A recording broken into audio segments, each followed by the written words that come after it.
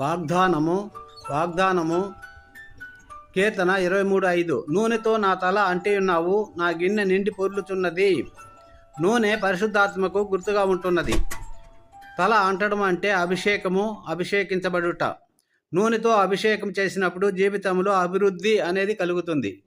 పాలు పొంగించుట అంటే పాలు ఆ గిన్నెలో నుంచి ఏ విధముగా పొంగి పారి ప్రవహించునో అలాగే ఆ ఇంటిలో మనం ఉన్నప్పుడు మనకు దీవెనలు బహుగా వస్తాయి. మన హృదయము ఎల్లప్పుడూ దేవుని పరిశుద్ధాత్మతో పొంగి పొర్లుతూ ఉండాలి. నా ఆత్మను నీ సన్నిధిలో కుమ్మరించుకున్నాను. గిన్నె అంటే ఆత్మ.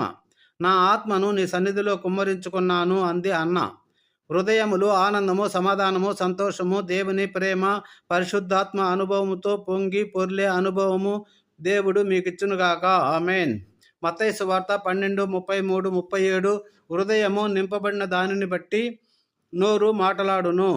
మన హృదయమును వాక్యముతో నింపుకుందాము.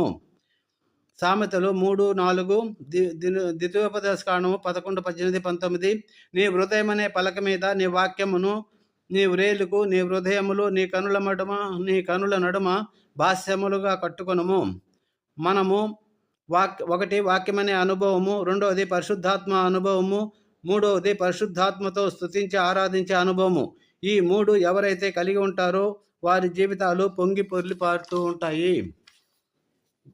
దేవుడు గొర్రెల దొడ్డిలో ఉన్నటువంటి దావీదును ఇజ్రాయెల్ దేశమునకు రాజుగా చేసినాడు. అతని ఆస్తి ఎంతో తెలుసా మీకు? 1వ దినవృత్తాంతములు 29 అధ్యాయం చదవండి. దేవుణ్ణి దావీదు గారు స్తుతించేవారు, ప్రార్థించేవాడు, ఆరాధించేవారు. సామెతలు 8:21.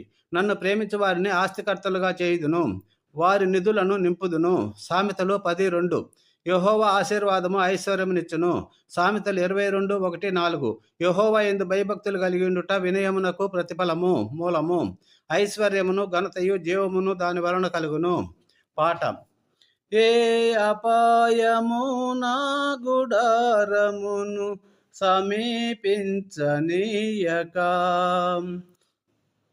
ఏ అపాయము నా గుడారమును సమీపించనీయక, నా మార్గములన్నిటిలో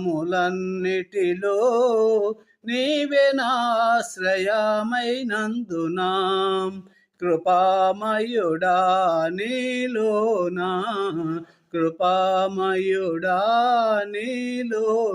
నివసింపచేసినందునా,